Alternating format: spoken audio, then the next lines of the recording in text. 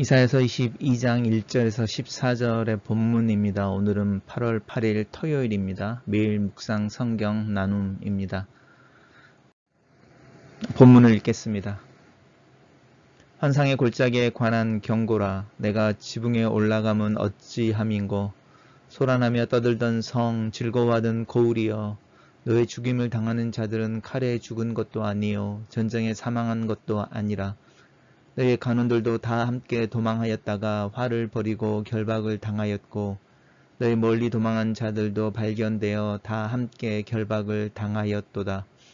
그러므로 내가 말하노니 돌이켜 나를 보지 말지어다. 나는 슬피 통곡하겠노라. 내 딸 백성이 패망하였으므로 말미암아 나를 위로하려고 힘쓰지 말지니라. 환상의 골짜기에 주 만군의 여호와께로부터 이르는 소란과 발핌과 혼란의 날이여, 성벽의 무너뜨림과 산악에 사무쳐 부르짖은 소리로다. 엘람 사람은 화살통을 메었고 병거 탄 자와 마병이 함께하였고 기르 사람은 방패를 드러냈으니 병거는 내 아름다운 골짜기에 가득하였고 마병은 성문에 정렬되었도다. 그가 유다에게 덮였던 것을 벗김에 그날에야 내가 숲을 곳간에 병기를 바라보았고 너희가 다윗성에 무너진 곳이 많은 것도 보며 너희가 아랫못의 물도 모으며 또 예루살렘의 가옥을 개수하며 그 가옥을 헐어 성벽을 견고하게도 하며 너희가 또 옛 못의 물을 위하여 두 성벽 사이에 저수지를 만들었느니라. 그러나 너희가 이를 행하신 이를 앙망하지 아니하였고 이 일을 옛적부터 경영하신 이를 공경하지 아니하였느니라. 그날에 주 만군의 여호와께서 명령하사 통곡하며 애곡하며 머리털을 뜯으며 굵은 배를 띠라 하셨거늘 너희가 기뻐하며 즐거워하여 소를 죽이고 양을 잡아 고기를 먹고 포도주를 마시며 내일 죽으리니 먹고 마시자 하는도다. 만군의 여호와께서 친히 내 귀에 들려 이르시되 진실로 이 죄악은 너희가 죽기까지 용서하지 못하리라 하셨느니라. 주 만군의 여호와의 말씀이니라. 오늘 본문은 4개의 단락으로 나누어져 있습니다. 우리 단락별로 살펴보겠습니다. 오늘 본문은 환상의 골짜기에 관한 경고다라고 말하고 있는데, 이제 우리가 이제 경고라는 말은 묵시, 비전 이렇게 이야기하는 부분이고 하나님의 징계에 대한 어떤 메시지라는 부분을 우리가 계속적으로 경고라는 단어로 표현을 하고 있고요. 환상의 골짜기라는 곳에 대한 경고라고 나오는데, 이 환상의 골짜기는 예루살렘을 이야기합니다.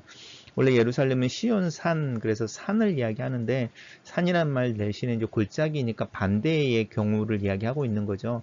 비전, 환상이라는 것은 비전이고 바라보는 곳인데 시온산이라고 하는 높은 곳에서 바라보는 게 맞는데 골짜기로 내려가 버리면 멀리 볼 수가 없는 거니까 바라보는데 그곳이 골짜기라고 말하는 곳 속에서는 약간 예루살렘에 대한 부정적인 표현이라고 할 수 있습니다. 근데 그 전에 이 환상의 골짜기라고 말하는 예루살렘에 너희가 지붕 위에 올라갔고 소란하며 떠들던 즐거워하던 고울이었다고 부르고 있는데, 이 일은 아마도 히스기야 시대 때 예루살렘을 이렇게 포위하고 있던 그 아수르의 군대들을 하나님께서 기적적인 방법으로 돌이키시고 또 그들을 물리쳐서 그들이 이제 떠나갈 때에 그 예루살렘을 포위했던 아수르의 군대들이 물러가는 것을 보기 위해서 그 지붕 위에 올라가고 그것을 환호했던 이스라엘 백성들에 대한 이야기를 하는 것 같습니다. 그렇게 하나님께서 특별한 일들을 행하셨는데도 그것을 기억하지 못하는 거죠. 그걸 하나님의 구원으로 기억하지 못한 이제 예루살렘과 유다에 하나님의 징계가 이제 임하는 것에 대한 이야기를 하고 있습니다. 그리고 그렇게 됐을 때에 이제 우리가 이제 이 이사야서나 선지서를 읽을 때 이 화자에 대해서 이제 고민을 하게 되는데, 이 화자는 하나님을 이야기한다고 보기보다는 그러므로 내가 말하노니라고 말하면서 이제 선지자를 이야기하는 거죠. 이 모습에 대해서 이제 지켜보는 아니면 예언하는 선지자가 이 예루살렘의 어떤 고난과 또 패망의 모습들 속에 자신이 함께하여서 그것이 슬프고 나를 위로하지 말라 이렇게 말하는 어떤 그 예레미야의 애가처럼 그 애가의 어떤 모습을 보여주고 있습니다.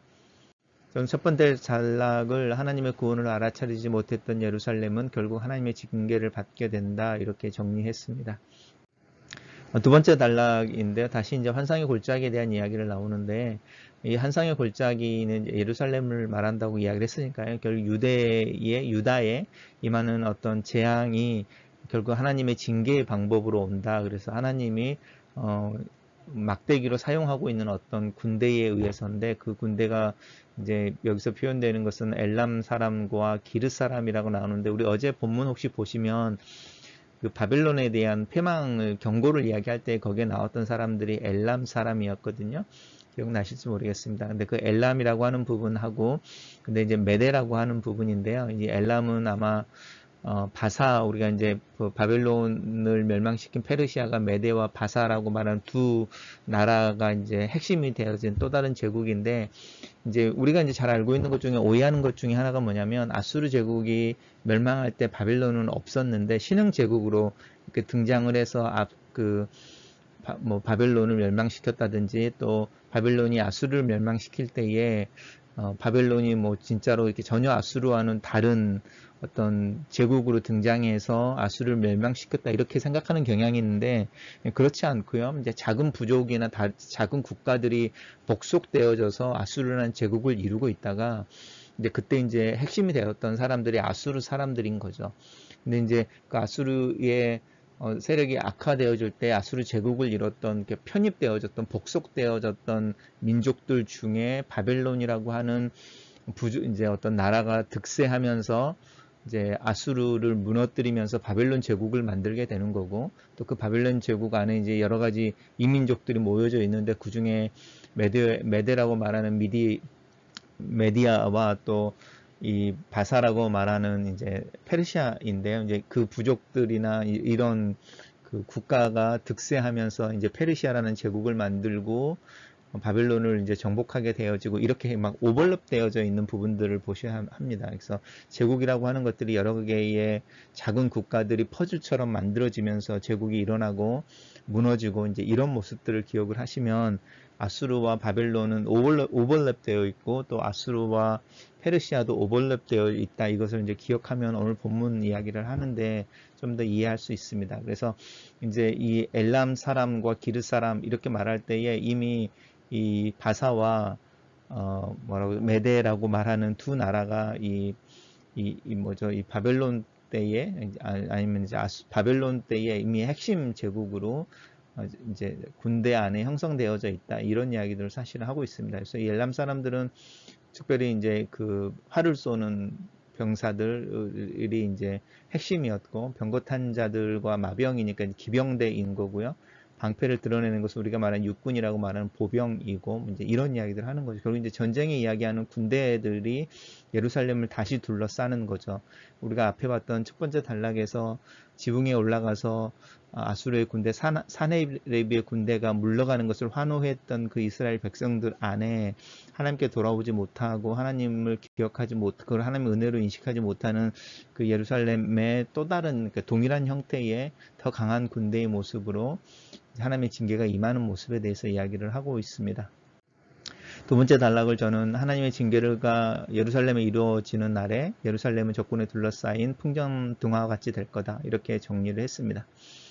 세 번째 단락은 이제 구체적으로 이야기하는 거죠. 이제 그가 이제 하나님께서 그날에 그들이 깨닫지 못하는 것을 깨닫게 하실 때에 눈을 가리고 있었던 것들을 하나님이 강권하는 어떤 힘으로 그것을 벗겨줄 때에 그들이 이제 그것을 보게 되는데, 우리가 정말 위급한 상황이구나, 이걸 깨닫게 되는 날이 있는데, 그 날이 됐을 때에 유다 사람들이나 예루살렘이 어떻게 반응하는지를 보여주고 있는데, 하나님께로 돌아오는 것이 아니라 그들이 뭘 하냐면 자신들의 군대에 전쟁에 임할 수 있는 병기들을 살피고, 또 예루살렘에 무너져 있는 부분들을 이제 보수하기 위해서 가옥들을 개수하며 가옥을 헐어 이렇게 하는데, 옛날에는 그 성벽을 이렇게 재건하거나 이제 보수하거나 더 견고하게 하려고 할 때 건축자재들이 필요한데, 위급한 상황에서 건축자재들을 어디서 가져올 수 없으니까 집들을 허물어서 거기서 나오는 건축자재들로 이제 성벽이나 전쟁을 준비하는 모습, 이런 이야기를 하는 거고요.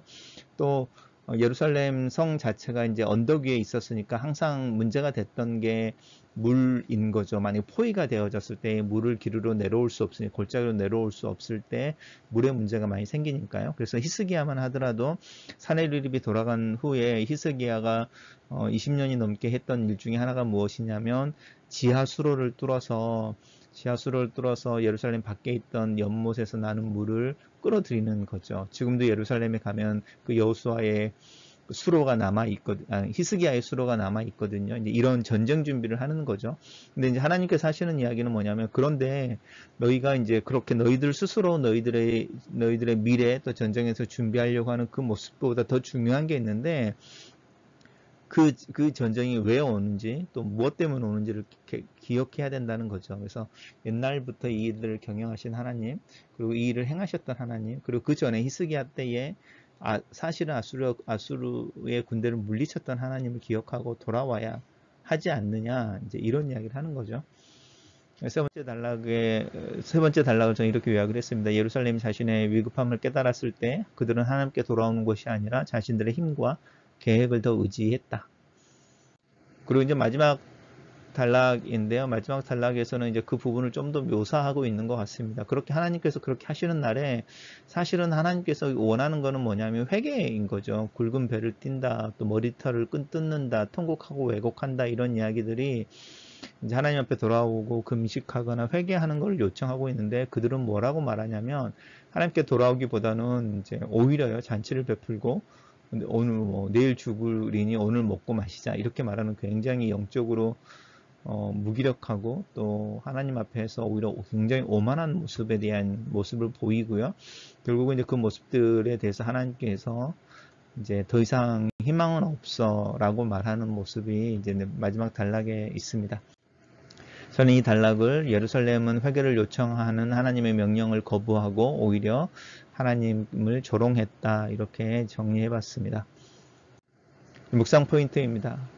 밤이 길고 깊으면 깨어있는 이들이 없다. 마치 예수의 비유 속에 기름을 충분하게 준비하지 못했던 이들의 모습처럼 하나님의 명령을 따라 살아야 하는 이들이 산 위의 집처럼 어둠을 밝혀야 할 빛으로 부름을 받은 이들이 그 빛이 갇히고 멀리 내다볼 수 없는 골짜기에서 사는 시대가 됐다. 하나님께서 히스기야 시절에 아수르 군대를 돌이키셨을 때 그 군대가 물러가는 것을 자신들의 지붕 위에서 내려다보며 환호했던 것을 하나님의 은혜가 아닌 자신들의 성공으로 이해했던 이스라엘의 무지와 교만, 그것은 그들을 오히려 하나님에게서 물러가게 했다. 하나님의 일하심을 알아보지 못하는 백성, 특별히 하나님의 백성은 목자의 음성을 듣고도 알아차리지 못하는 무지한 양과 같아서 하나님께서 그 목자의 양인지에 대한 회의가 들고 스스로 그 목자의 음성을 무시하고 무지하기 때문에 그 목자를 떠나서 위험 속으로 들어간다. 내 삶에 부어진 하나님의 은혜를 잊지 않고 기억하기를, 내 삶 속에서 일하시는 하나님이 나의 무지한 말과 생각을 통해 나도 모르는 사이에 또 의도적으로 부정되는 일이 없기를. 두 번째 묵상 포인트입니다. 뿌리에 놓인 도끼를 보지 못하는 나무처럼 안일한 삶은 하나님의 구원의 은혜를 알지 못하며 돌아올 것을 요청하는 하나님의 회개를 요청하는 음성을 듣지 못한다. 자신의 머리 위에 놓인 진노의 화로와 타오르는 불을 보지 못하는 영적인 무지는 이미 그 사람이 영적으로 죽은 자인 것을 드러낸다. 내 삶에서 나를 깨우시는 하나님의 음성에 민감하도록 내 영을 만지시옵소서. 이 시대와 상황 속에서 잠들지 않게 하시고 나와 내 가정이라고 하는 울타리에 갇히지 않게 하소서.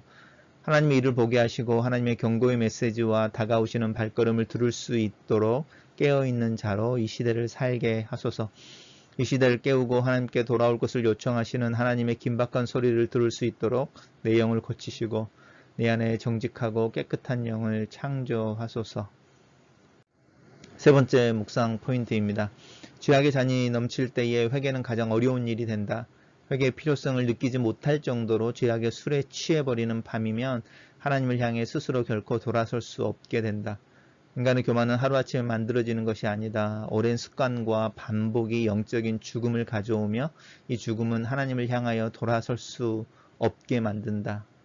위급하고 긴박한 상황에서 하나님께 기도하고 도움을 요청하는 간절한 기도를 하지 못하는 것보다 이 기도의 필요성조차도 느끼지 못하는 상황, 그 상황이 되었을 때에 더 이상의 희망은 없다. 내 안에 기도에 대한 이야기, 기도에 대한 필요성에 대한 이야기들이 머릿속에 머물러 있고 그 머물러 있는 시간이 길게 되면 그 생각조차 사라져버리고 기도에 대한 아무런 필요를 느끼지 못하는 때가 올 것을 두려움으로 인정한다. 스스로 하나님을 향하여 고개를 돌리고 자신을 위하여 자신이 만든 것들을 의지하게 될 때 하나님과의 관계는 깨어지고 회복을 통한 세컨 찬스는 사라져 버린다. 여호와를 찾자, 여호와께 돌아가자. 이 요청이 내 마음에 아직까지는 아픈 자극이 되고 내 마음을 울리는 소리가 되는 것이 감사하자, 깨어있자, 조금 더 기도하자. 하나님을 찾자, 나를 더 겸손하게 하자. 하나님을 향한 비아냥거림은 자신의 삶을 자포자기하는 모습으로 나타난다. 스스로의 삶을 체념하는 모습이 신앙의 옷을 입을 때 믿음은 죽고 화석이 되어버린다.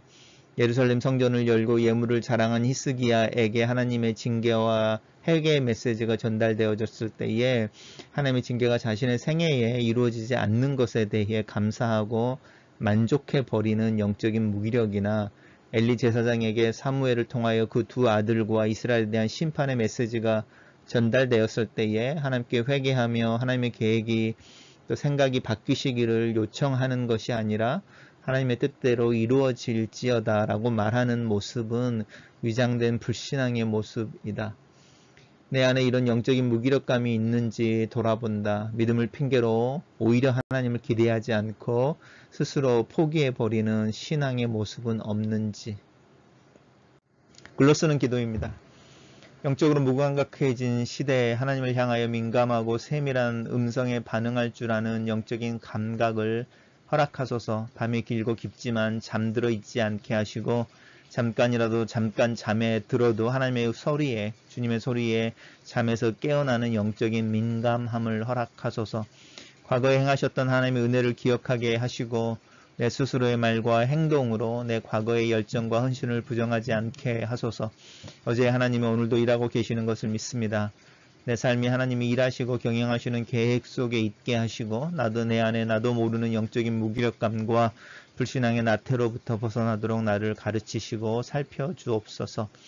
하나님을 향한 회개 또 돌이키는 것에 주저하지 않게 하시고 하나님의 음성을 따라 언제든지 하나님의 발걸음을 따라 내 삶의 방향과 발걸음을 바꿀 줄 아는 영적인 민감함과 순종을 가르치소서. 이 어두운 시대에 하나님의 살아계심을 간증하고 내 삶으로 살아내기 위해 하나님을 찾고 하나님을 더 사모하는 가난하고 겸손한 자로 이 시대를 살 수 있도록 나를 도우시고 인도하여 주옵소서.